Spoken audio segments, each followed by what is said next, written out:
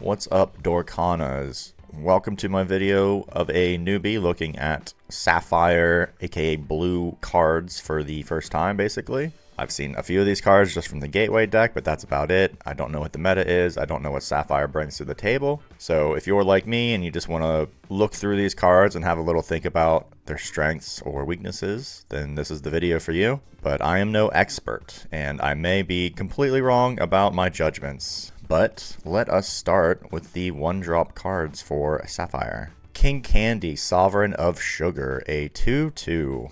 Doesn't seem very good. Possibly a shift target, but not good enough. Here's our first Minnie Mouse, a Quick Thinking Inventor, a 1/2. Cake Catapult. When you play this character, chosen character gets -2 strength this turn. This is uninkable. That generally seems like a pretty weak card. Basil? It's Basil. Practice Detective, 2/1, support. Okay, so this is another support card. So we've seen a get rid of strength and a support already. So I wonder if that's what Sapphire has going on. Anyway, not a good card. All Fund Out. Oh man, tell me about it. Put chosen character of yours into your inkwell face down and exerted. So I had to think about this for a second. I guess that could be a character that's on your board. So you might be, instead of banishing them, you just put them into your inkwell. So it's almost like saving a damaged character to ink them, or if they had a really good ability when you play them, but they're not really worth having on the board as much as they would be in your inkwell, you would play this. But this seems a very odd card. I don't really think that you'd be playing this. Oh, is Sapphire the ramp deck? So this would be a ramp card, obviously.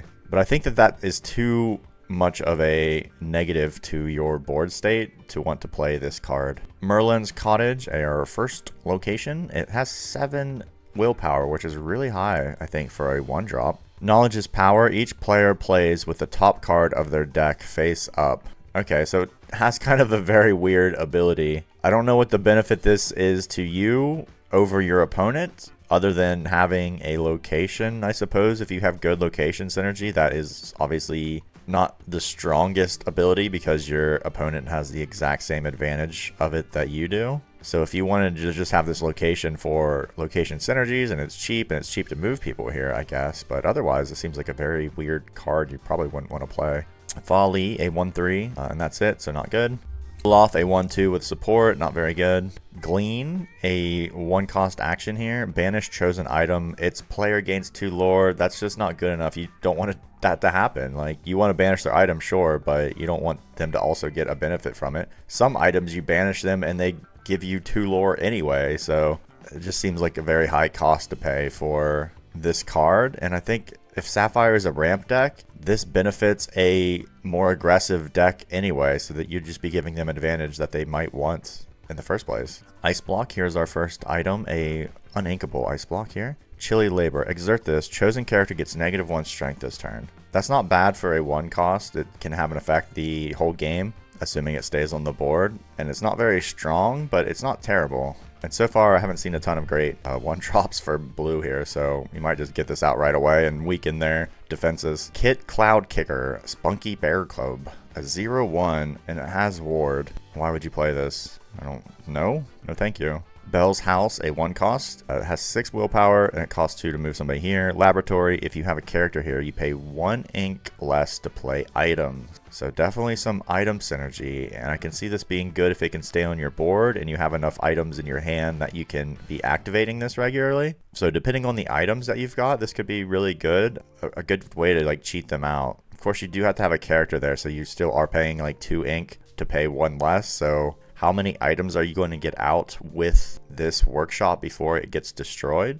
I'm not sure. Maybe 1. So if you're paying 2 to get 1 less, not great. If you have location synergy, this might be a decent, cheap location to throw out there in the first place. But at face value, it doesn't seem very good to me. Jasmine, Heir of Agrabah, a 1/2. I'm a fast learner. When you play this character, remove up to 1 damage from chosen character of yours. So a bit of a heal here. So Sapphire's kind of got multiple things going on so far. I think a 1 damage heal is really not that good, so you probably want a better card than this first. Owl, a Logical Lecturer, a 2/2, and that's it. Again, not very good. Nothing to hide, an action. Each opponent reveals their hand and you draw a card. Every time I see this draw a card tacked onto an action. I usually think the action is just not good enough to play. Getting to see their hand is good. Drawing a card is good.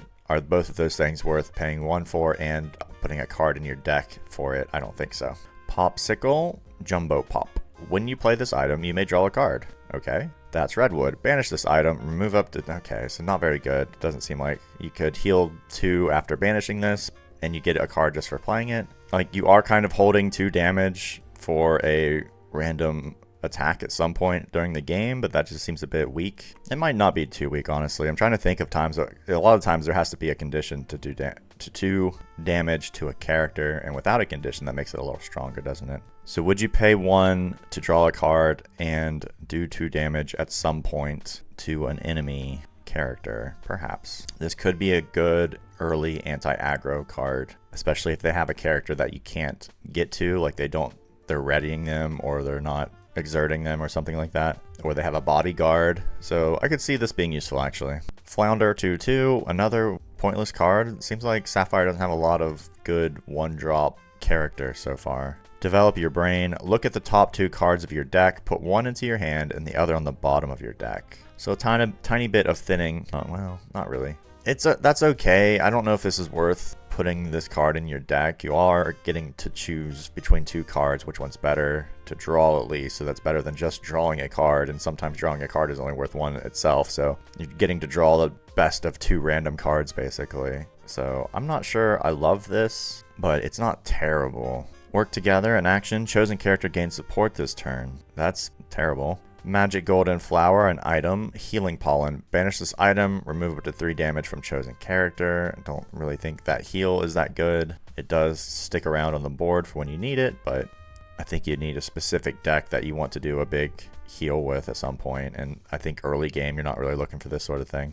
Scepter of Arendelle, an item. Chosen character gains support this turn. So, well, that's much better than that action that literally does that, right? Why would you play that action that does this when an item can do this every turn? So an item that can do this every turn can have a much huger impact on the game than just that card that gives support to a chosen character. That is crazy that they would print this one action that does it, and an item that can consistently do it. You can do it on the turn. Am I wrong? You can use items the turn they're played, so that's bizarre. So this is actually pretty decent, I think, because you can be a bit more flexible with the use of it.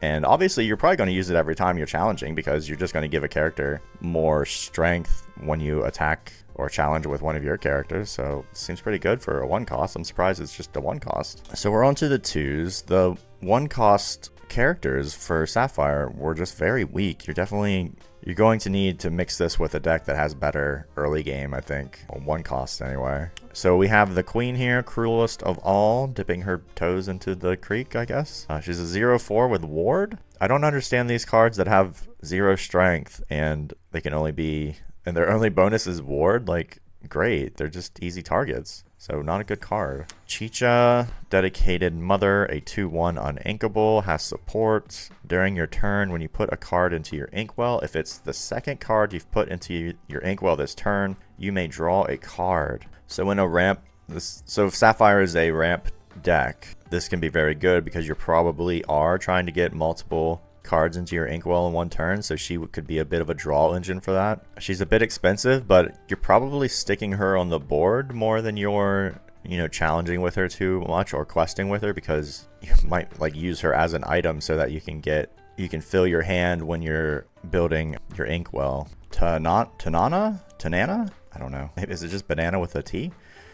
A 1/3, your brothers need guidance. When you play this character, you remove up to 1 damage from chosen character or location. That's pretty weak. It's almost like a 1 card, or like a 1 ink cost card, and you probably wouldn't even play it at that. Tipo, Growing Sun, a 1/2. Measure Me Again. When you play this character, you may put a card from your hand into your inkwell face down and exert it. So obviously an early game ramp card, so you're probably going to be putting this into your deck. And it obviously works well with that Chicha, who could draw you a card if she was on the board. Vision of the Future. Look at the top 5 cards of your deck. Put 1 into your hand and the rest on the bottom of your deck. Well, it's much better than that 1 cost card that did something similar. That was only a 1 picked out of 2. This will let you pick out of 5. So you could definitely get a card you're probably going to be able to play and one that you want to play. So this seems like a very strong action. Ever as before, a action slash song. Remove up to 2 damage from any number of chosen characters. That's a pretty big heal. Don't usually see big heals, especially early on, and as a song it could be sung for free. I can see this working well in conjunction with a deck that might have lots of characters on the board that have challenged, and then you can just heal them all back up. So this card might be pretty decent in certain decks. Hide Away. An action, put chosen item or location into its player's inkwell face down and exerted. So I guess this could be a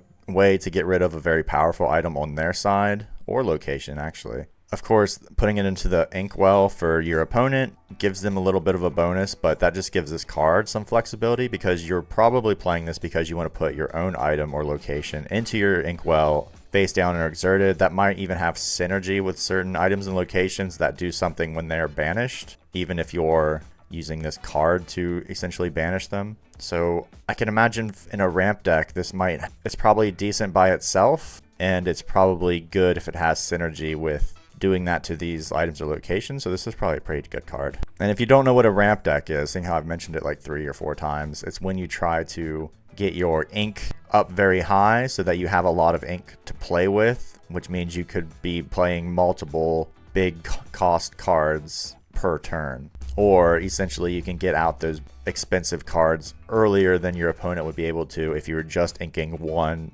every turn, which is what the rules allow. If you're inking 2 every turn, that means by the time they have 3 ink, you've got 6 or 7, which means you're playing a 7 drop when they've only got a 3 or 4 drop maximum to play. Medal of Heroes item. Congratulations, soldier. Exert this and pay 2 to banish it. A chosen character of yours gets 2 lore this turn. This seems like, does that not mean this costs 4 lore to get, or it costs 4 ink to get 2 lore? It doesn't seem like a very strong play to do, so I don't really understand this card at all. Basil's Magnifying Glass. A item. Find what's hidden. Exert and pay 2 ink. Look at the top 3 cards of your deck. You may reveal an item card and put it into your hand. Put the rest on the bottom of your deck in any order. So if you've got items in your deck that you want to get out, this can be a way to pay basically 2 ink throughout the game to get those items and draw cards. So that seems like a pretty decent trade, especially if you know you're going to consistently be drawing an item. So I can see this being a pretty good card to have. Anna, Braving the Storm, a 1/4. I was born ready. If you have another hero character in play, this character gets +1 lore. So that's pretty reasonable to have another hero on the board. So I think a lot of times you can look at this as a 1/4 with 2 lore, which is probably pretty decent for a 2 cost. So not a terrible card. And Anna has loads of synergy and is a shift target. So this is probably an okay Anna to be playing early game. Aurora, Tranquil Princess, a 1/3, has ward, not very strong. Scuttle, Expert on Humans, a 1/3. Let me see. When you play this character, look at the top 4 cards of your deck. You may reveal an item card and put it into your hand. Put the rest on the bottom of your deck in any order. So very similar to that Magnifying Glass item, except this is just a character that does it. And I would imagine you would do this because, again, if you've got items in your deck that you're trying to get out, you're going to have a good chance of probably hitting 1 here, and you get to draw it immediately. So I can see this being a decent play. Tuk Tuk or Tuk Tuk, Curious Partner, a 2/3, not very strong. Seldom All They See, a song. Chosen character gets -3 strength this turn. A bit conditional and probably just not worth having this card in your deck when that's all it does. So not very good. Ariel's Grotto, a secret place. 2 to move a character here, 7 willpower. Treasure Trove. While you have 3 or more items in play, this location gets +2 lore. So that makes sense about some of the item synergy cards we've seen so far, because it looks like this card obviously works well with you having items in play, or else it almost doesn't do anything. I think having 3 items or more in play might be asking a lot. So I wonder how often you can get this triggering. There have been some cheap items, but 1 or 2 costers. So I'm just not sure about if this is a good location to play or not, depending on the items that you've got out. It might be okay though. Genie, Cramped in the Lamp, a 2/2 with 2 lore. Probably not good enough But I don't know, if I thought that Ana was good enough with as a 1/4, I feel like a 1/4 is better when you're a questing type characters because they can maybe take a hit or two. As a 2/2, pretty much anything can take this genie out, so he's probably not as good of a quester with these stats. Huey, another 2/2, savvy nephew, has support 3 nephews. Whenever this character quests, if you have characters named Dewey and Louie in play, you may draw 3 cards. Well, there's obviously synergy with the other characters, and that's actually like a really good thing to happen if you do have those other guys in play. 3 cards is like huge, especially for such a low cost. So I can, unless these two are like really bad, I can imagine this card being worth playing with those other 2 just for this result. Scrooge, I thought that was a gravestone. Scrooge McDuck, Uncle Moneybags, a 1/3. Whenever this character quests, you pay 1 ink less for the next item you play this turn. So again, some more item synergy, and this could be getting some of these items out for free because we've seen some decent 1-drop items. I wonder if the item deck build and the ramp deck build are separate, because if you're ramping, you're probably not like dying to pay just 1 less for an item, but maybe the item build, you do want to be paying 1 less to get those items on the board that you're probably, we've already seen ways to draw items pretty easily, so this could be a good way to cheat out some of those costs. Doesn't seem super strong though. Distract in action. Chosen character gets -2 strength this turn. Draw a card. Doesn't seem very good. Repair. Remove up to 3 damage from one of your locations or characters. Having that flexibility between locations and characters is good. I still just think this is too weak of a card to put into your deck. Aurelian Gyro Sensor, an item. Seeing Knowledge. Whenever one of your characters quests, you may look at the top card of your deck. Put it on either the top or the bottom of your deck. So that's interesting. That's reasonably good, I think. I think if it exerted, it would be even stronger, but it requires you to do something with your characters here and the quest, which you're going to be doing regularly enough anyway. And again, being able to see what your next card and sort of thin your deck in a sense can be very strong, because you can be like, oh, I don't want that card. I'll at least take my chance with drawing a different card than that. So this can increase the odds of you drawing well. So it's a pretty good item. It's not too expensive. And if you're playing an item deck that gets synergy with having items down, this is one that you'd probably want to have down. Scrooge's Top Hat, another item. This one is uninkable. You exert it, you pay 1 ink less for the next item you play this turn. I'd rather play that Scrooge that gives me a character and does this, really, right? I just don't feel like that is strong enough throughout the game, especially as the game goes on and you have more ink. This becomes a little less valuable to you, so I'm not sure about this item. Montanui, Island Paradise. It only has 5 willpower, but it only costs 1 to move here. Reincarnation. Whenever a character is banished while here, you may put that card into your inkwell face down and exert it. That seems pretty good, especially if you can do like rush characters and control that they're actually being banished, because it's unlikely if your characters are here that the opponent is always going to banish them. And this gives you a bit of a bonus to them being banished as they just go right into your inkwell, right? That's great. And it gets you 1 lore. This seems like a pretty decent location. Basil of Baker Street, a 2/2, just has support. That's not very good.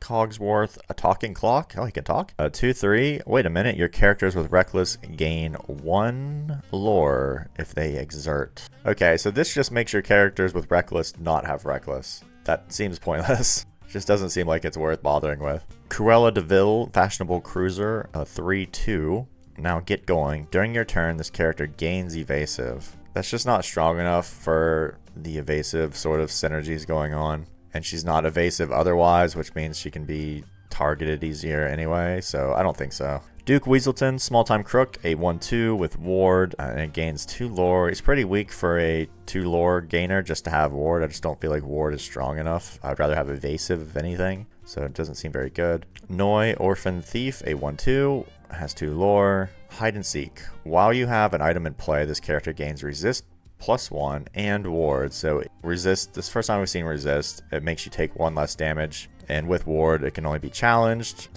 We've seen plenty of items to know that there's probably some decent item synergy. It's still pretty weak willpower wise, so I'm not sure how much this Resist is saving it, but it is a bit tougher than some of these other ones that we've seen at this cost, so it might be a good early quester, especially if you've got items out. Gumbo Pot, an item. The best I've ever tasted. Exert to remove 1 damage each from up to 2 chosen characters, so potentially a heal 2. I don't think healing is just that strong enough to be wasting cards on like this. Aurora, Regal Princess, a 2/2 with 2 lore. We've kind of seen this exact same card and it wasn't really strong enough, so unlikely to be played. Grandma Tala, Storyteller, a 1/1. I will be with you. When this character is banished, you may put this card in your inkwell face down and exerted. So an easy early game ramp card. She's weak, but it's not that big of a deal. You're kind of getting a little bit of a bonus out of her and inking her, so probably a pretty good card in these ramp decks. Philosophies, she's philosophy. I don't know. Phil, this is Phil. 3/1 with support. It's a decent support to pass on to somebody else, but that's just very weak. He's just going to banish himself, basically. So not strong enough. One jump ahead, uninkable song. Put the top card of your deck into your inkwell face down and exerted. This is like an obvious one you'd put into a ramp deck. So yeah, definitely going to be playing this one. Coconut Basket, an item. Consider the coconuts. Whenever you play a character, you may remove up to 2 damage from chosen character. When it comes to heals, this doesn't seem too bad for an item. At least it's not just making you heal 1, you know. So in an item deck, I can see this getting played. It can be a quick way to heal a couple characters regularly. We are now on to the 3s. We've got Prince John, the Opportunistic Briber, a 1/5. Taxes never fail me. Whenever you play an item, this character gets +2 strength this turn. No, probably not. That's just he's only gonna be a 3/5 occasionally. So I'd rather him just be a 3/4 all the time, and that would be too weak to play. So him being a 1/5 even part of the time, it just makes this too expensive. Pacha, Emperor's Guide, a 0/4. Helpful supplies. At the start of your turn, if you have an item in play, gain 1 lore. At the start of your turn, okay, perfect directions. At the start of your turn, if you have a location in play, gain 1 lore. So you will probably be having items in play. I mean, obviously you put this guy in your item deck. So I think getting that 1 lore would be easy. He quests for 2 lore. And this is probably tougher to do, but I can see it happening regularly enough that if you built a good deck around this guy, he could be an easy lore gainer. And you wouldn't even have to quest with him if you just wanted these bonuses throughout the game. So it doesn't seem too bad of a card, honestly. The Great Illuminary, a Radiant Ballroom, has 9 willpower. It costs 2 to move characters here. Warm welcome. Characters with support get +1 lore and +2 willpower while here. I think the fact that I don't really like support as a character buff means I don't know how many support characters I'd be having in my deck for this to be of any use. And I feel like if you have this in your deck, you have to load it up with support characters, or else this is just a location that chills on your board for a while. So I'm not sure that this card would be getting played that often. Flounder, a 2/2 with support. I'm not a guppy. If you have a character named Ariel in play, you pay 1 ink less this character. Probably not getting played unless the Ariels are really good. And then we're looking at a 2-cost 2/2 with 2 ink. We've seen that. I mean, the bonus of support is not enough to push this character up an ink level than the 2-cost 2/2s with 2 lore. So no, thank you. Hans, Noble Scoundrel, a 3/2. Real schemes. When you play this character, if a princess or queen character is in play, gain 1 lore. That should be easy to accomplish. So we're looking at a 3/2, gain 1 lore, and then he can quest for 2. Doesn't seem very strong for the stat line, and he might not hit this power, which just makes him a 3/2 with 2 lore. So not really what you're looking for with that kind of lore gain. Olaf, Carrot Enthusiast, a 1/4. Shift, so you can shift him on your earlier one. Discard an item card. That kind of sucks. Carrots all around. Whenever he quests, each of your other characters gets strength equal to this character's strength this turn. Not very good. Like, you're probably just giving your other characters 1 strength for this turn. So it's like he's like a 1. He's just like a support. Like, this could just say support,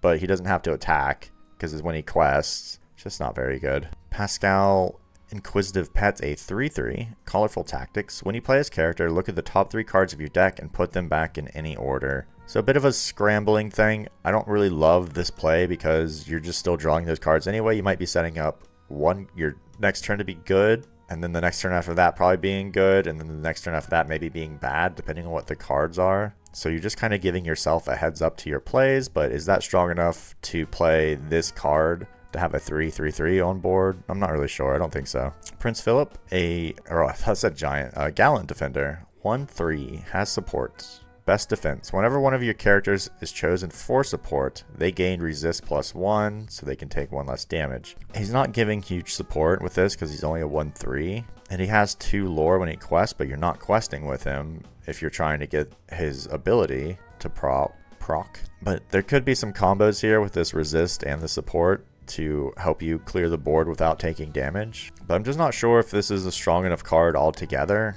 I would rather him not have this lore and those go into either make him a 2/3 or a 1/4 or something. So I just don't like this quest, or I don't like the lore bonus he has, because I don't think you want to quest with him. The Queen Diviner, a 3/3. Consult the spellbook. You exert her and look at the top 4 cards of your deck. You may reveal an item card and put it into your hand. If that item costs 3 or less, you may play it for free instead, and it enters play exerted. Put the rest on the bottom of your deck. That seems very good, especially when we've already seen this item draw situation, and she can continually do it. She's almost like an item herself, but she can be challenged, obviously. And the fact is, you're probably going to have lots of items in your deck that cost 3 or less, which you're immediately playing, and they're doing something for you. So this seems like a very good card for these item decks. Triton, Discerning King, an inkable 3/3, consigned to the depths.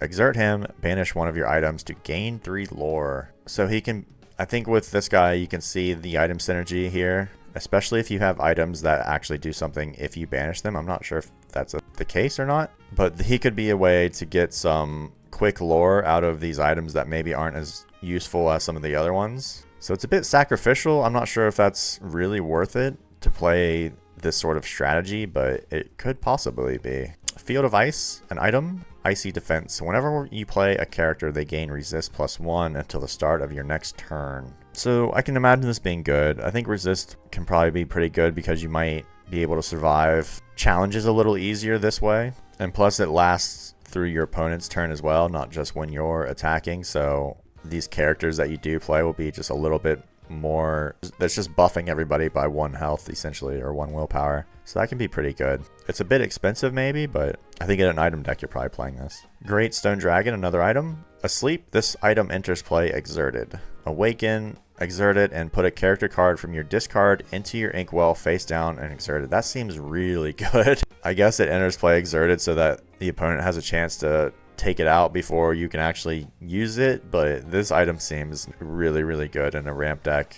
Winter Camp has 8 willpower, costs 1 to move somebody here. Help the wounded. Whenever a character quests while here, remove up to 2 damage from them. If they're a hero character, remove up to 4 damage. This doesn't seem too bad when it comes to healings. Usually healing I don't put a ton of value into, but if you could put, say, a hero bodyguard in this camp, and they're healing themselves 4 damage each turn, they could be very hard to get rid of. It does generate 1 lore by itself too, so I think like location wise, I kind of like this location. Captain Amelia, first in command, a 1/5. Discipline, during your turn, this character gains evasive. Well, who cares? Great. Like, what does that get for you? So, no thank you. Here's our Dewey, a showy nephew, a 2/3, and he just has support, so that's not very strong, but we know the synergy is strong. And he can at least quest for 2, so he's not too bad. You are only playing this guy if you want that synergy with his brothers. Gyro Gearloose, Gadget Whiz, a 1/4. Now try to keep up. Exert him to put an item card from your discard on the top of your deck. Okay, so that's pretty good, especially if you have like a really strong item that your opponent got rid of and it's in your discard now. You're just putting it right back into your hand your next turn. So I can imagine this being very good. Mama Odie, a mystical maven, a 1/3 uninkable. This is going to be good. Whenever you play a song, you may put the top card of your deck into your inkwell face down and exert it. So another good ramp card, especially if you've got enough songs in your deck for this to be getting used. And she can, as a 3, she can sing, 2 and 3 songs in herself. So this seems like a very good card that you can build your deck around. Pluto, Mickey's clever friend, a 3/4. Not very strong, but again, this is kind of your basic stat line for a card that doesn't do anything else, but not good enough to play. Wendy Darling, authority on Peter Pan, a 3/1. Has ward and has support and gets 2 lore per draw. Oh, I think I was thinking of support when you challenge somebody, you gave them your strength. It's actually when you quest. Okay, I'm dumb sometimes. So obviously you're going to be questing with her. She's super weak though, so she's going to get taken out probably immediately. But at least she is giving that 3 damage to somebody else. This feels like a card that you're going to get 2 lore with and then it's off the board. So is it worth 3 to give this support to somebody and quest? I don't really think so. Heart of an item. Exert this and pay 2 ink to put the top card of your deck into your inkwell face down and exerted. So that's obviously going to go in a ramp deck because you can just constantly be putting, I don't mean constantly, but once per turn you'd be putting another card into your deck and not one that's in your hand, so which is a bonus. So yeah, this is a definite in a ramp deck. Almost said ramp druid deck because that's what Hearthstone is. Alice, Growing Girl, a 1/4. Good advice. Your other characters gain support whenever... Okay, so the other characters all have support, which is interesting. What did I do? While this character has 10 strength or more, she gets +4 lore. So if you have enough characters on your board that their support would add up to 9, which gives Alice 10 strength on her turn, she could quest for 5. And as a 3 cost, that's pretty cheap for this sort of character. I can see a lot of builds being based around this one move to give you a quick 5 burst, and plus you'd be questing with these other characters to build that up. I just wonder how easy it would be to have enough characters on board that their support would add up to 9. You're probably talking at least 3 to 4 characters on board staying alive to be able to do this. It seems like you're asking a lot, and if you don't achieve this goal, she might be a bit weak. But because the other characters will always have support, that'll always strengthen her a little bit. So she might be like a 4/4 on board regularly enough, which is probably pretty decent if you're playing her at 3. So I think in general, this is a good card. It has some high roll potential. But in general, you're probably putting out a decently highly statted card for this cost. So that might be good enough in its own right. Because all you would need is one support card that does 3 to make this a 4/4. And that's a higher stat than the average for 3, which is 3/4, right? Caterpillar, Calm and Collected, a 1/3 with 3 lore. So this is, we usually see this in decks. This is sort of the first 3 lore card, and I think it's pretty good just to be able to get him out especially if it's uncontested. It can be a way to rack up lore real quick. Judy Hopps, Optimistic Officer, a 2/3. Don't call me cute. When you play this character, you may banish chosen item. Its player draws a card. So this is you likely playing this to banish your own item that hopefully has some synergy around it. When you do that, just to draw another card. I guess worst case scenario, this could be getting rid of one of their strong items, and they draw a card, which isn't what you want, but if you can get rid of a really strong item off their board, it's probably worth it. So a bit of flexibility. So I think that makes this a pretty good card, and plus she quests for 2, which isn't bad. Winnie the Pooh, Having a Think, 2/3. Honeypots. Whenever this character quests, you may put a card from your hand into your ink face down. So another good ramp card. And I think with Sapphire, you're definitely going to want to have some card draw, because if you're playing cards like this where you're probably inking 2 cards per turn ideally, you would run out of cards very fast. But if you do have plenty of card draw, then Winnie the Pooh can be a good way to ramp your ink very quickly and very early in the game. Launch an action, uninkable. Banish chosen item of yours to deal 5 damage to chosen character. I think as an uninkable, this isn't strong enough. And the fact that you're getting rid of your item just to do 5 damage, even though it can be to any character, I think if this was cheaper, it might make more sense. But the fact that it's 3 and uninkable kind of makes it more expensive than I'd be happy with, I think. Fang Crossbow, an item. Careful aim, exert this, and pay 2 ink. Chosen character gets -2 strength this turn. Stay back. Exert this and banish it. Banish chosen dragon character. Now this seems like, I'm not sure how often becomes relevant. Depending on the dragons that are in the meta, it may or may not. Is paying 2 ink to make chosen character get -2 strength this turn strong enough? Because this is going to be your more regular action with this item. And I would say maybe, especially if you need this to clear characters from the enemy board. This can be a way to save your own characters from getting banished themselves, and it's only paying 2 ink. So in a ramp deck, this is almost, at some point this doesn't even become paying that much if you've got loads of ink and you can consistently weaken their characters that you're attacking. So probably pretty good. And if there's a huge dragon in the meta, then it could be a easy way to get rid of it with just basically paying 3, right? Maurice's Workshop, an item. Uninkable. Looking for this. Whenever you play another item, you may pay 1 ink to draw a card. Probably pretty good because we're not seeing loads of card draw with items, and this is obviously one that does. And if you're putting this in an item deck where you're playing a lot of items anyway, just paying 1 to draw a card is probably pretty good. So I can see this getting played, and I think the uninkable doesn't really matter because you probably do want this card in play. Belle, Inventive Engineer, as we all know she is. A 2/3.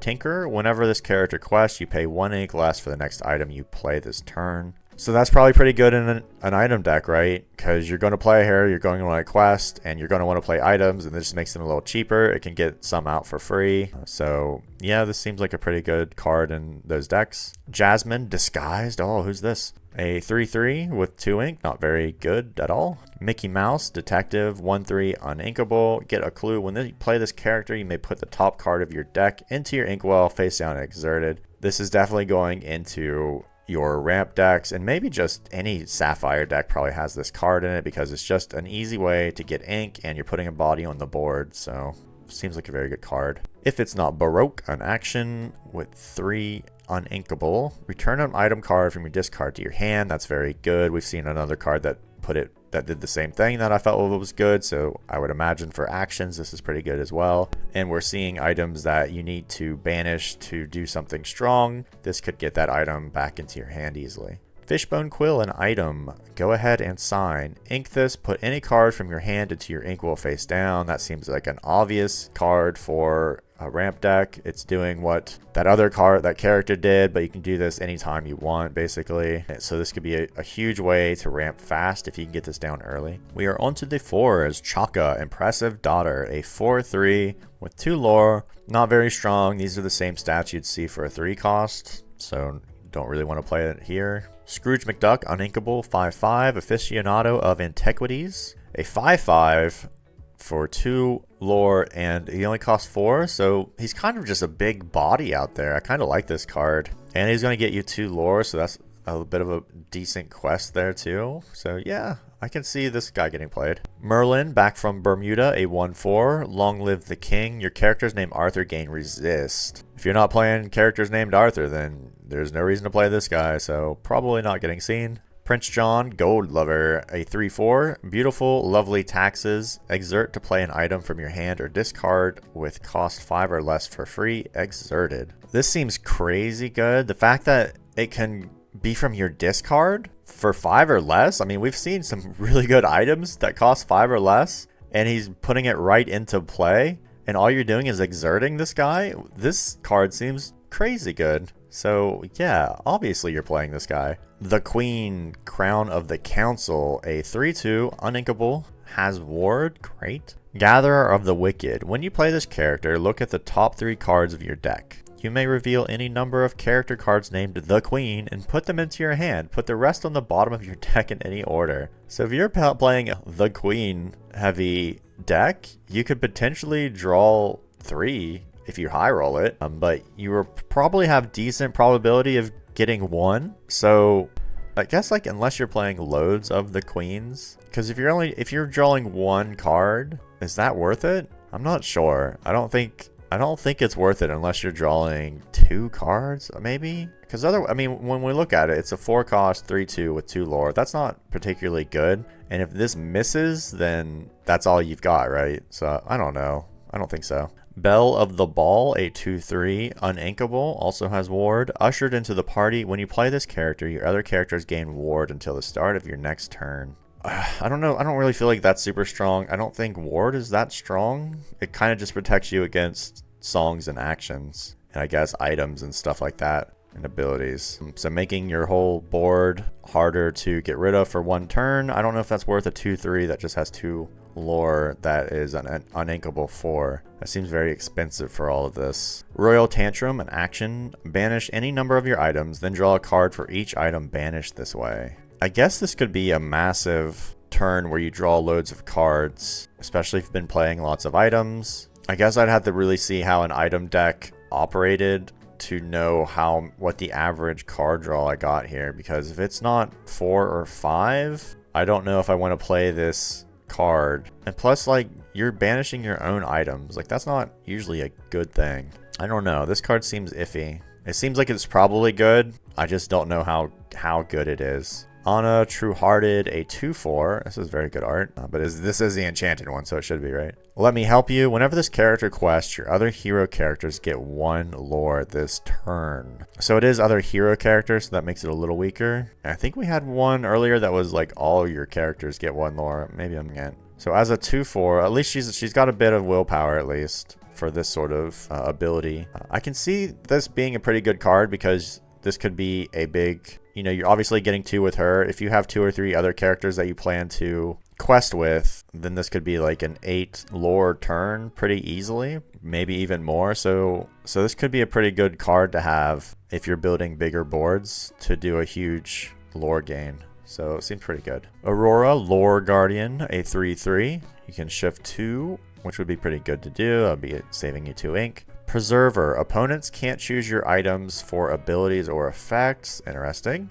Royal Inventory. Exert one of your items. Look at the top card of your deck and put it on either the top or the bottom of your deck. So that is also a good ability. So she has 2 pretty good abilities. Obviously for an item deck, you wouldn't put her in a not item deck because these both require items to be good. And this protects your items, obviously, so that make it really good to have her out there. And this gives your items basically a bonus effect, right? You can thin your deck a little bit by being able to pick the better card for your next draw. And if you can shift her out pretty early, you know, you're getting some decent stats for that cost. So Aurora seems pretty solid. Hades, Meticulous Plotter, a 3/6, pretty big. Only 1 lore though, that makes him a lot weaker. So I'm not sure he's getting played. Be better as a bodyguard or something. Iduna, Caring Mother, a 3/3. Enduring Love. When this character is banished, you may play this card or put this card into your Inkwell face down and exerted. This is a bit maybe too late for this sort of ramp card for this low stat line that she has, a 3/3 with just 1 lore. Maybe if she was 2 lore, you might be more likely to put her into your deck, but I think at this point we've had so many better cards that ramp than this that it might be just too slow. Transformed Chef, Castle Stove, a 3/3. A culinary masterpiece. When you play this character, remove up to 2 damage from chosen character. Kind of a random heal out of nowhere, so I don't really think that this card's getting played too often. Triton, Young Prince. Oh, a young Triton. He's a 3/4. Your swimmer. During your turn, this character gains evasive. Keeper of Atlantica. Whenever one of your locations is banished, you may put that card into your Inkwell face down and exerted. He would only be good in a location deck, and obviously if you're playing him, you're kind of waiting for your locations to get banished now, and this just seems kind of awkward because I don't think you're really playing your locations just for the intention that you can put them into your Inkwell after you play Triton. So it just seems like this guy is more likely a 3/4 with 1 lore stats that has evasive, which is okay that you can challenge other evasives, but he's not even evasive himself. Not that he should be with these stats. I don't know. Just doesn't seem like enough is working here for this to be a good enough card. Flint Heart Glomgold, Lone Cheater, a 3/4. They'll never see it coming. During your turn, this character gains evasive. 2 lore. The fact that for some reason Sapphire seems to think that instead of characters just having evasive, they think during your turn this character gains evasive is something you want to see on these character stats. I don't love. I guess it's because it makes them a little bit stronger because that's weaker than just normal evasive, but I don't think it's good enough to be playing. Grandma Tala, Keeper of Ancient Stories, a 3/3. There was only Ocean. When you play this character, look at the top 2 cards of your deck. You may put 1 into your hand and put the rest on the bottom of your deck in any order. So I guess you don't necessarily have to put that 1 into your hand, but I don't know why you wouldn't. Usually probably only going to be 1 other card, and it's like put the rest of them in any order. Well, it's probably 1 card, right? So she's basically, you know what, this isn't too bad because some cards just do that, look at the next 2 cards on your deck and just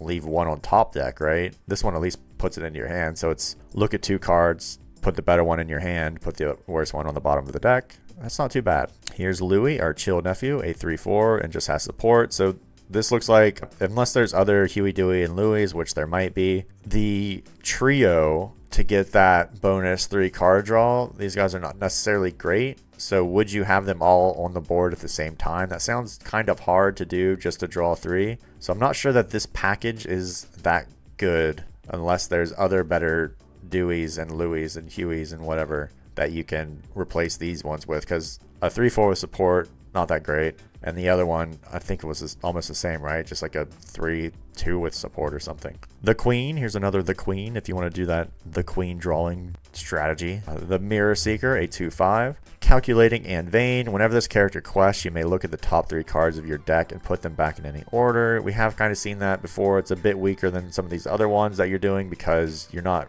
really thinning your deck as much as you are just preparing yourself for your next 3 draws. So essentially is this 2/5 with 1 lore strong enough with a very small bit of a bonus, a knowledge bonus? I don't think so. We've got a song. It's uninkable. How far I'll go.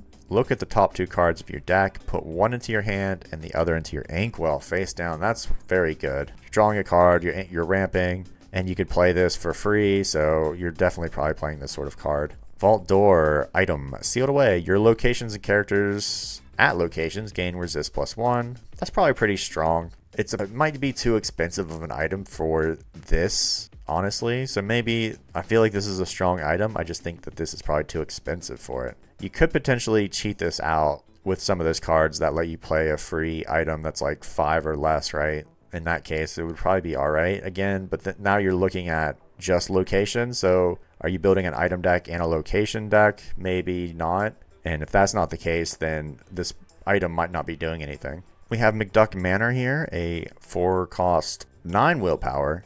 Cost 1 person to move here. There's nothing here besides 2 lore. We have seen some location synergy, so I think it might make it a little bit stronger. The fact that it's just a 2 lore gainer with 9 willpower is pretty good because it's going to take some bashes. It might last a couple turns. And if you can protect it, even better. And with the synergies around locations, it could be even stronger and give your characters buffs as well. So this might be a good location, even though it doesn't do too much, just to have on the board and be a bit of a pain to get rid of. Basil, Perceptive Investigator, a 3/4 with nothing else, not very good. Hiram Flaversham, a toy maker, a 1/6. Artificer, when you play this character and whenever he quests, you may banish 1 of your items to draw 2 cards. So that can be pretty good, especially in an item deck where you're probably going to have loads of items down that might not necessarily be doing anything at this point in the game. So drawing 2 cards could be really good. And we've seen that 1 card that banishes all your items and you draw 1 card per item that you banish. This guy is letting you draw 2 cards per item that is banished, so even better, right? So this seems like a very strong card.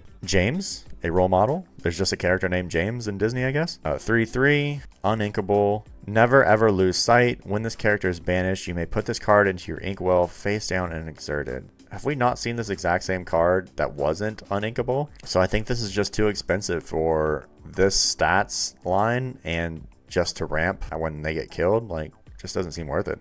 Miss Judson, Housekeeper, another uninkable. She is a 1/5. Tidy Up. Whenever you play a Floodborn character, you may put the top card of your deck into your inkwell face down and exerted. This, I mean, a lot of times we see these sorts of, when you play a Floodborn character, it does something pretty good. It really depends on how many Floodborn characters you're actually playing. And she's a bit expensive for the stat line and what she does. So if you don't have enough Floodborns to make this worth it, this might be a bit too late in the game to be trying to ramp real quick. And then I wonder how much you are actually ramping at this point in time. So I just think this is just too weak at this point in the game to be playing. Nick Wild, Wily Fox, a 2/4. It's called a Hustle. When you play this character, you may return an item card named Popsicle from your discard to your hand. I remember Popsicle, it did what, 2 damage to a character, and you might have had to banish it for that. So he could, that does make it obviously stronger that this character can get that item back out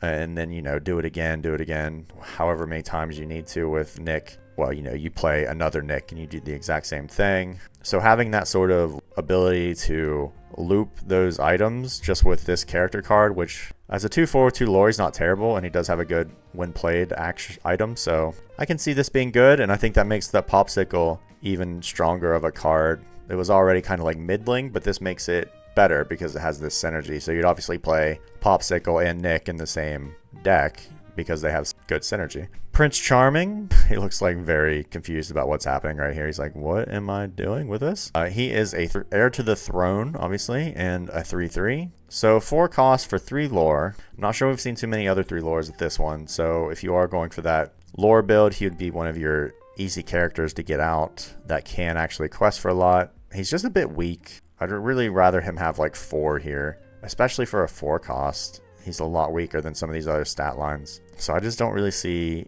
you playing this card. Sisu, she is just as perplexed as Prince Charming. Looking at this ball, he has a triangle, she has a sphere. Sisu is a 2/4 uninkable. I trust you. Whenever this character quests, look at the top 2 cards of your deck. You may put 1 into your hand, put the rest on the bottom. So kind of another basic, but it is at least whenever you quest and not just a when played. So you can, if you can keep Sisu alive, you can consistently do this and keep drawing cards while being able to pick, which makes it just a little bit stronger. So uninkable is a bit expensive, but I think this is the sort of card you would play at 4, and you don't really want to ink them because they do have such a strong power, I think. So this seems like a good card. The Knock, Water Spirit, a 4/3 with Ward. Don't really think that's very good. Falling Down the Rabbit Hole, an uninkable action. Each player chooses one of their characters and puts them into their inkwell face down and exerted. So there are some conditions that make this not so bad as it looks, because you doing this and your opponent doing this, you're kind of giving them some ramp as well. I can see this being really powerful if they have a very strong character on the board and you have a very weak character on the board. And if they only have one character on the board, then obviously they only have one to choose from, which means they're putting it into their inkwell, which isn't as good as banishing it, but this is a pretty cheap cost for that sort of action anyway. And if you're choosing a weak character to turn into ink, that's not the worst thing in the world for you. So this could be very conditional, and you can set this up, I think, to be in your favor a lot more often than not. So I can imagine this being a decent action to have in your deck. 4 Dozen Eggs, a very amusing card, I think. This is a song. Your characters gain +2 until the start of, or resist +2 until the start of your next turn. Don't think that's strong enough. It's very specific about the situation where it is really useful, and I think that setting it up just for this card is not going to happen enough to make it worth bothering with. Sardine Can, an item. Flight Cabin, your exerted characters gain Ward. Well, that's interesting. That will make your exerted characters a little harder to hit, especially if you can control the board so they don't have characters that can challenge those exerted characters. And as an item, it is maybe a bit too expensive, but it's not a bad item, I don't think. I mean, it shouldn't be a bad item for 4. I think now you're just looking at, is this worth this ink?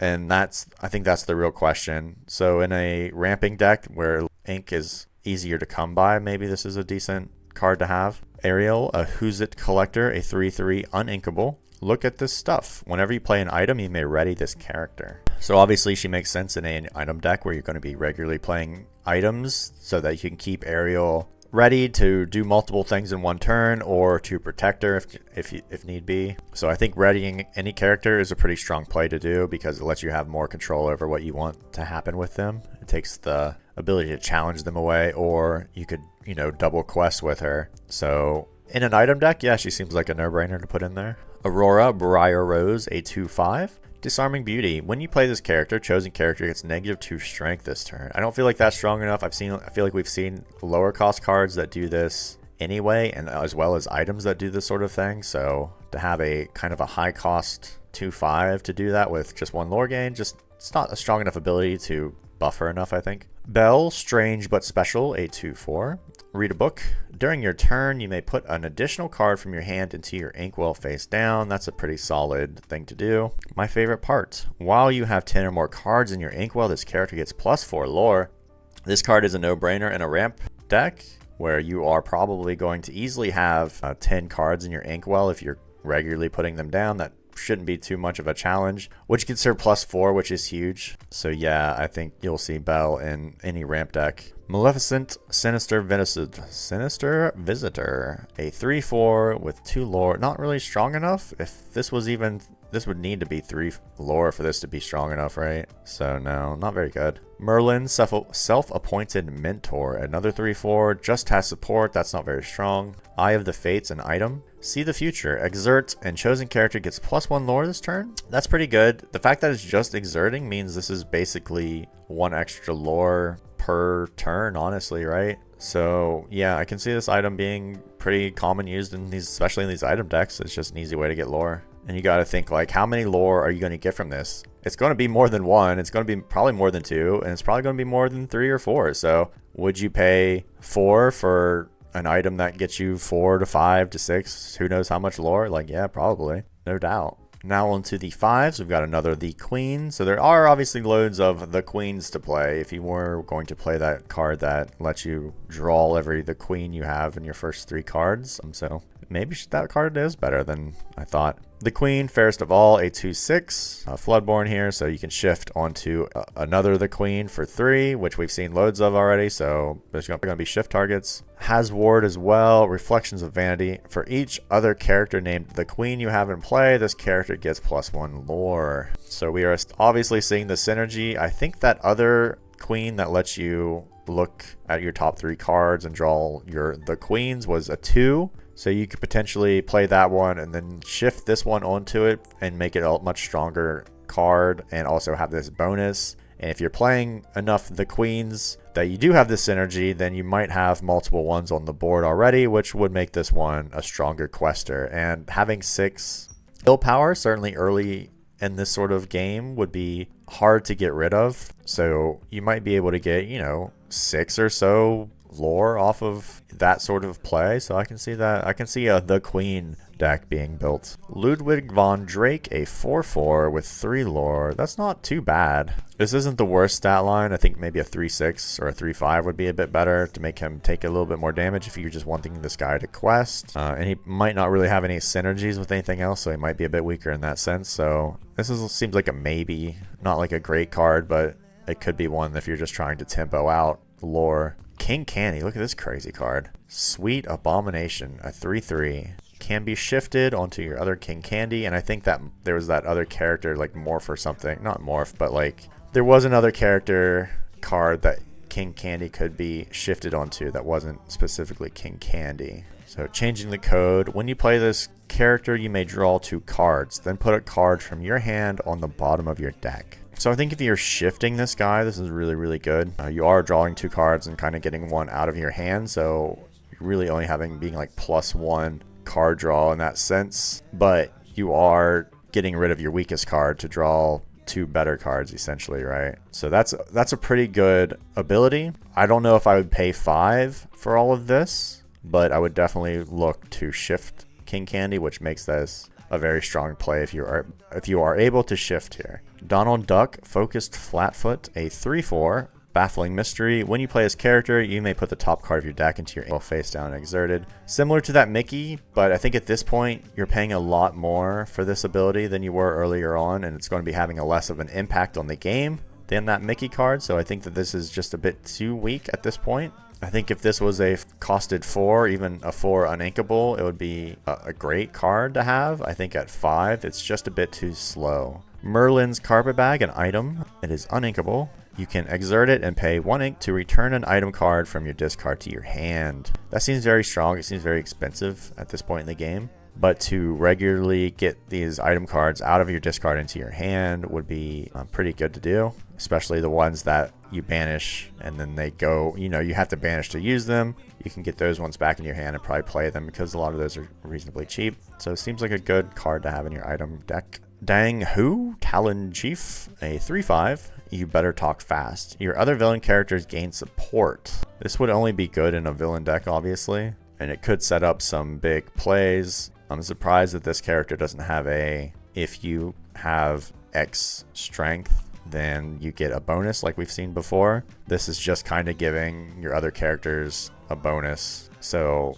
I think there's sometimes that this character won't really do anything impactful to the game. So you're looking at a 5 ink 3/5 with 2 lore, which isn't very good. So I'm not so sure about this card. Rapunzel, Appreciative Artist, a 3/5 with 3 lore. Perceptive Partner. While you have a character named Pascal in play, this character gains ward. I don't remember. I think the other Pascal that we've seen in this deck let you look at your top 3 cards and then put them in any order, which isn't super strong. And so to have that card out just for this character to be a little bit harder to hit or get rid of, maybe not good enough. There are other Pascals, so you'd have to really think about what decks you're matching this one with. If it's that deck, if that other color has a Pascal that's better, then this might be easier to get synergy with, because it's not too bad to get this lore and she has high willpower. But without ward, is this strong enough? I don't really think so. So you would need that synergy or else it's not good enough. So maybe it's not good enough. Audrey Ramirez, the engineer, a 2/5 with ward. Spare parts. Whenever this character quests, ready one of your items. That's interesting. So you could be double using an item. That seems very good. She's got high willpower, so seems like a very solid card. Obviously one you're going to put in an item deck. Maid Marian, Delightful Dreamer, a 4/4 highborn lady. When you play as character, chosen character gets -2 to the strength this turn. Probably not strong enough at this point. Rufus, an orphanage cat, a 4/5. Too old to be chasing mice. When this character is banished, you may put this card into your inkwell face down and exerted. Again, another one of these cards that's just probably a bit too slow to be looking at this ramp at this point in the game. Scrooge McDuck, richest duck in the world, a 3/5 uninkable. I'm going home. During your turn, this character gains evasive. I didn't get rich by being stupid. During your turn, whenever this character banishes another character in a challenge, you may play an item for free. Pretty good, pretty expensive for an uninkable here, but you're going to have a bit of control about how effective this is, and the fact that he can be attack evasive characters means that basically everybody's going to be pretty open to attack him, to his attacks rather, and you will probably be aiming for the ones that you can banish with a hit and then play an item for free. And we've seen some good high cost items that if you be able to get those out for free could be a huge play to do. So I can see him being definitely in item decks.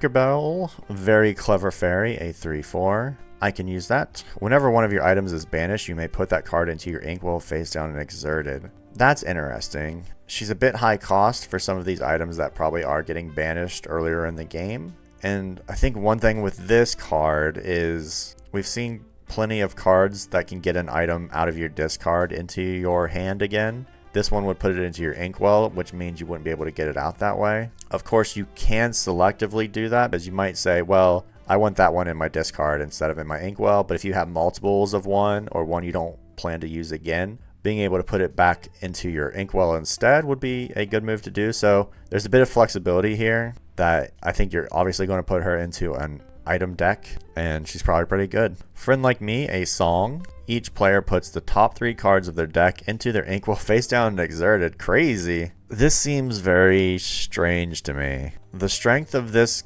card for you over your opponent is that you will be building your deck around trying to ramp, and they might not necessarily be doing that. So that's the only benefit it would have to you, but you're playing a card basically to do that, and they're kind of getting it for free themselves. I just don't really think that these cards that do the exact same thing for both players are that great. Even if you can have a little bit more of an advantage over them, you are still... The disadvantage is that you're the one having to play this card, and you're the one having to either spend the ink or make your character sing it. So I'm not so sure about this song here. Cogsworth, Grandfather Clock, a 2/5. Could be shifted onto your smaller Cogsworths, or any card, I guess. Has ward, unwind. Your other characters gain resist +1. I think again, if you're not shifting this, I don't know if I love this card that much. But if you can shift this, it can be a strong play. So it kind of depends on how good these other Cogsworths are if you want to be playing them so that you have a target to shift. Because this ability is okay, but it's not huge. I would say the stat line is pretty decent though, because I prefer willpower over strength here. And you can quest with him and get some lore. Unfortunately, he doesn't have resist himself. It's just your other characters. But obviously, if you can get him out early, even better. But at 5, he's kind of like, not amazing. Cruella de Vil, Perfectly Wretched, a 4/3, can be shifted. Oh no, you don't. Whenever this character quests, chosen opposing character gets -2 strength this turn. Again, as a shift, it's pretty good, especially for these stat lines. As not a shift, it's not that great. And at least this power is every time she quests, so you'll be regularly questing with her and knocking down some strength. And if they've only got one character on board to, say, try to stop Cruella from questing, the fact that you can negate their damage might save her from some getting hits, right? They might only be able to do 1 damage instead of 3 and would be able to kill Cruella, and she has high strength, so might be banishing them instead. So this seems pretty good, especially if you can shift it. Then it's amazing, right? Rabbit, Reluctant Host, a 4/6. Nothing else going on, not strong enough. Aurora, Dreaming Guardian, a 3/5, can be shifted. Protective Embrace, your other characters gain ward. So we've seen that before, and I think the other Aurora maybe can do that. So That can be good, especially if you've got other characters on board. That helps them stay protected. Obviously, as a shift target, this would be huge because this is a great stat line for only having to pay this much. So yeah, probably a pretty good card, as most shifts are. Most shifts are pretty solid.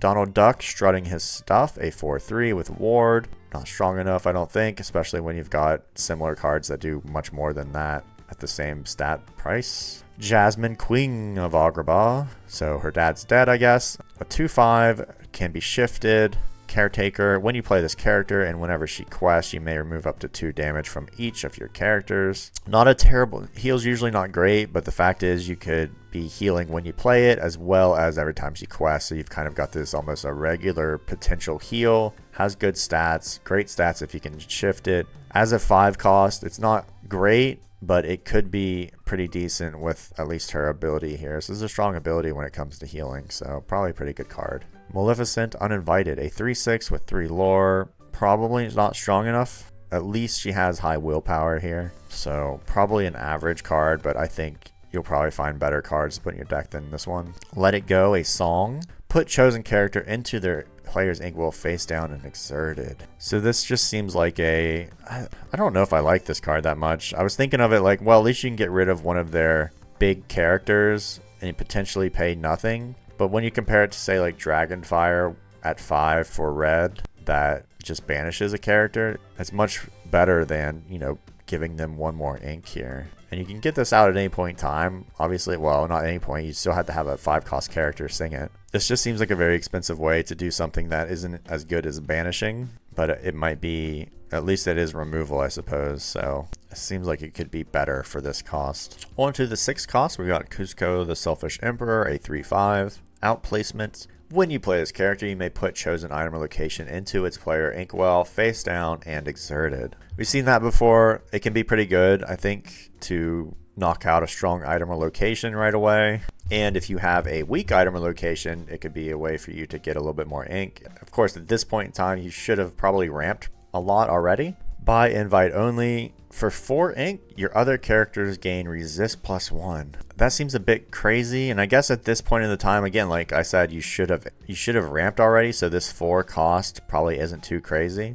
But is giving everybody resist +1 good enough, especially this late in the game? I'm not so sure. So I think, but when you look at the whole package, he does have a lot going on, and this is already a strong play in itself, that he probably is already valuable enough with just this, and this is almost like a little bit of a bonus potential that you could do. So I think in general, altogether, he's a pretty strong card here. Merlin, Intellectual Visionary, shift for 5, so you could save 1 ink, not amazing. Would be a 3/7 with 2 lore, and he's uninkable. Overdeveloped Brain. When you play this character, if you use shift to play him, you may search your deck for any card, put that card into your hand, then shuffle your deck. That is a huge play to do, and that means you are definitely shifting this guy. And there's loads of Merlins out there, so I think that's not asking too much to shift him. And then being able to pick any card out of your deck is massive. This is a huge card. Ariel, Treasure Collector, a 3/4 with ward and 3 lore, is uninkable.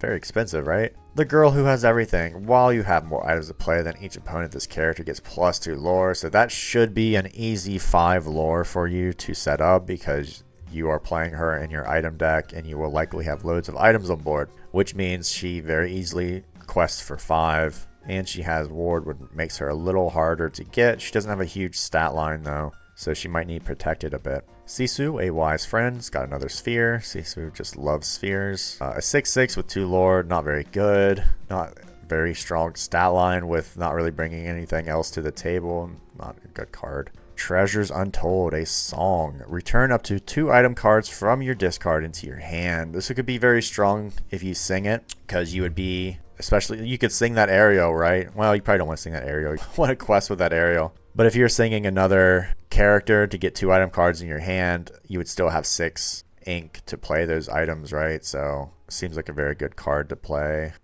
Oh my gosh, so hard to say. Kit Cloud Kicker, a navigator, 2/5, can be shifted onto your other ones and has ward. It has a pretty high lore for this, especially if you can shift it. If you could shift this card, it would be huge.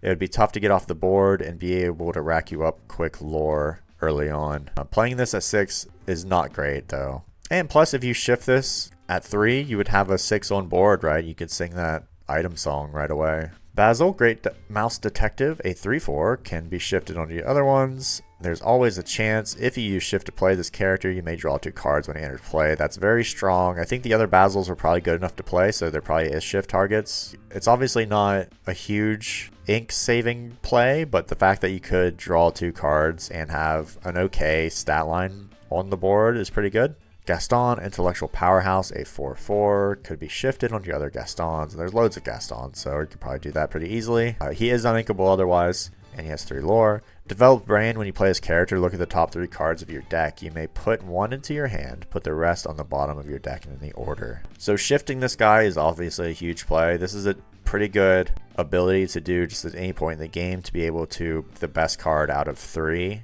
random ones and put it into your hand is really strong. And otherwise, he's just got decent stats, especially if you get him out at 4. These would be massive stats at that. So as always, the shift targets are good cards. Maurice, World Famous Inventor, a 2/7, very high willpower. Give it a try. Whenever this character quests, you pay 2 ink less for the next item you play this turn. It works whenever you play an item, you may draw cards. He's got synergy with himself, right? Like, you don't have to do very much to be getting value out of Maurice, especially in an item deck. You're paying less for the item, you're drawing a card when you play that item. He pays for himself after 2 or 3 turns. So obviously you're having Maurice in your deck. Mufasa, King of the Pride Lands, a 4/6. Not very strong for a card that doesn't do anything. And plus, is this like the first Lion King card we've seen in this entire Sapphire deck? It's almost like, Mufasa, where did you come from? Robin Hood, Unrivaled Archer, a 4/4.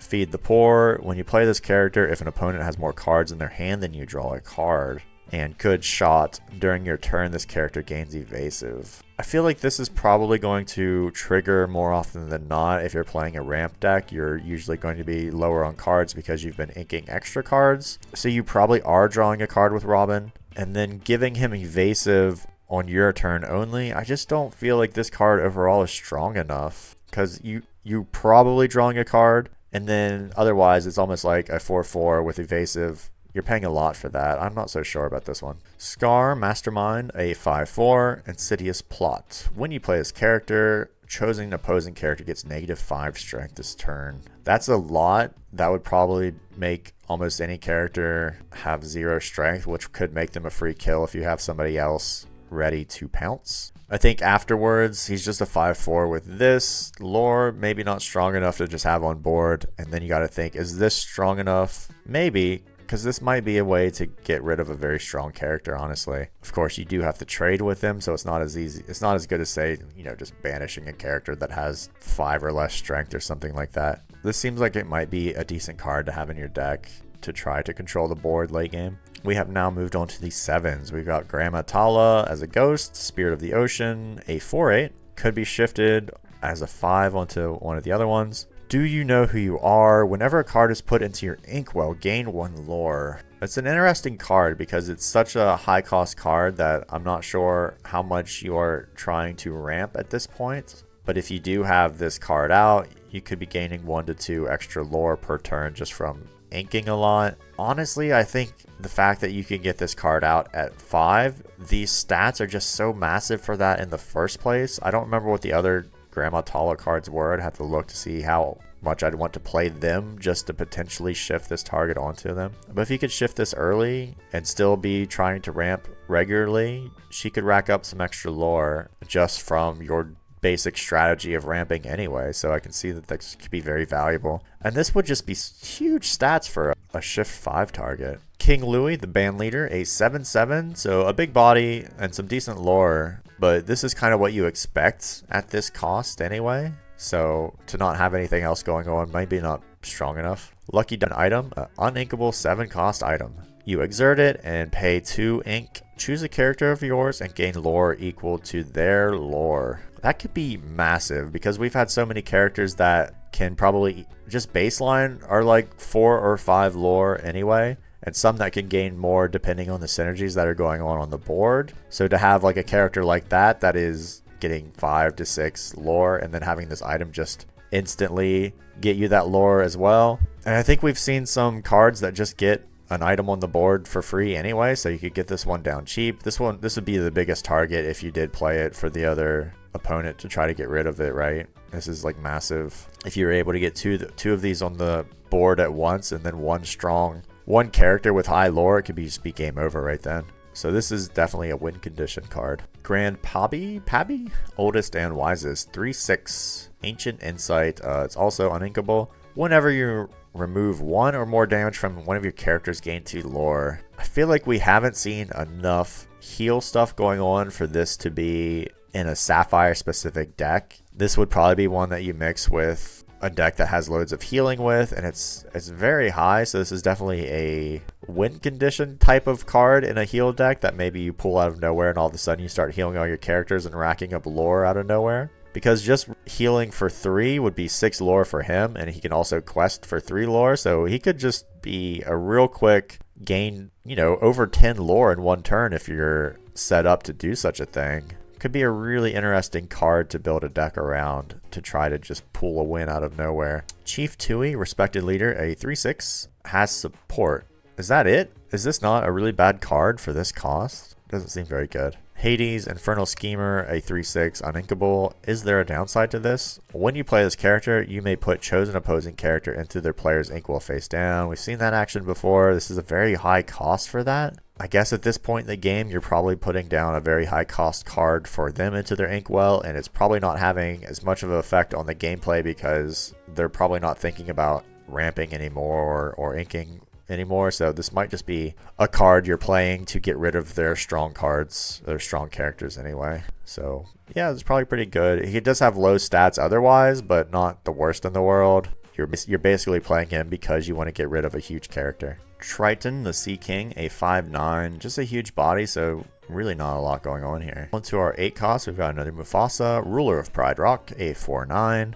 He's also uninkable with 4 lore gain. A delicate balance. When you play this character, exert all cards in your inkwell, then return 2 cards at random from your inkwell to your hand. And everything the light touches, whenever this character quests, ready all cards in your inkwell. Oh, so that's crazy. This card is crazy. It's crazy in multiple ways. Not only is this power itself very strong, because at this point in the game, you've probably inked loads. You probably have a pretty massive inkwell anyway, so being able to get 2 cards back from your inkwell could be cards that you might want to play now that you didn't want to play earlier. So that's just good in itself. Everything the light touches, being able to then quest with him, what you're going to want to do because he gives you 4. And then that readies all your cards in your inkwell. You can then have all your ink to play again. So whatever these 2 cards are, you're probably playing them because who knows how much ink you have at this point in the game. It's almost like taking another turn as long as you have the cards for it, right? So this is a crazy good card. It's very expensive, but this is literally your end game, right? This is you trying to win the game, and with this one card might be able to just win it right here. John Silver, Terror of the Realm, an 8/8. Obviously a big body, but probably not good, and if you're playing an 8 at this point in time, you're wanting to play Mufasa instead. Dig a little deeper, an uninkable song, but it can be sung together with your other characters. Look at the top 7 cards of your deck, put 2 into your hand, put the rest on the bottom of your deck. At this point in the game, this is probably just too weak. I think if you can build a big board that can sing this early, that's a different story. It could be a good way to get 2 good cards into your hand. So I don't know. I feel like this can be a pretty good card. It's similar to that one we had earlier. You're definitely singing this though. I don't think you want to spend 8 ink on this. Tamatoa, so shiny, a 5/8. What have we here? When you play this character and whenever he quests, you return an item card from your discard into your hand. And Glam, this character gets 1 lore for each item you have in play. So that's very strong. Both of those powers are very strong.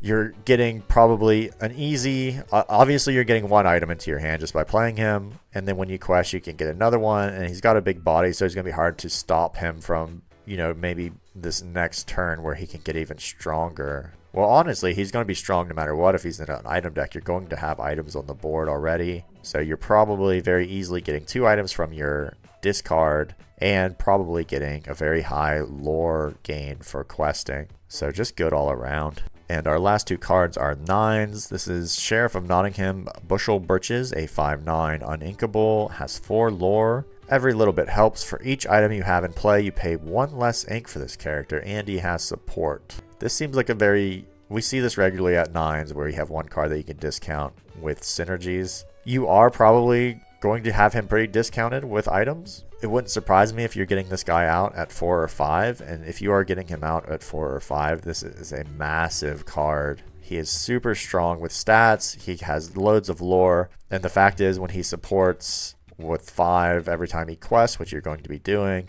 you're giving another character huge strength. So this seems like a no-brainer to put into a item deck, because you would probably very easily get him out way earlier than you'd expect. Triton, Champion of Atlantica, a 7/9. He has 3 lore, and it can be shifted onto a with 6 instead. Imposing Presence. Opposing characters get 1 less strength for each location you have in play. This doesn't seem particularly strong. We haven't seen that much location synergy, so that I'm thinking that my deck is full of locations and I'm playing them regularly enough for this to even be impacting the game at all. Are we playing a 9 cost 7/9? Not ideally. Would we shift a 7/9 onto the board? Absolutely. So you're only playing this to shift it, I think, because I just don't feel like this is strong enough. Unless you are mixing this with a location heavy deck, which I'm not sure if that exists or not. So otherwise, I don't think that I'm loving this one as much as I'm loving some of these other high cost cards. And that is it for Sapphire. Clearly, Sapphire is built around items and ramping, and not necessarily needing to do both of those, but probably a mix of each would be good, and some other mixes with colors. And some really good, strong cards, especially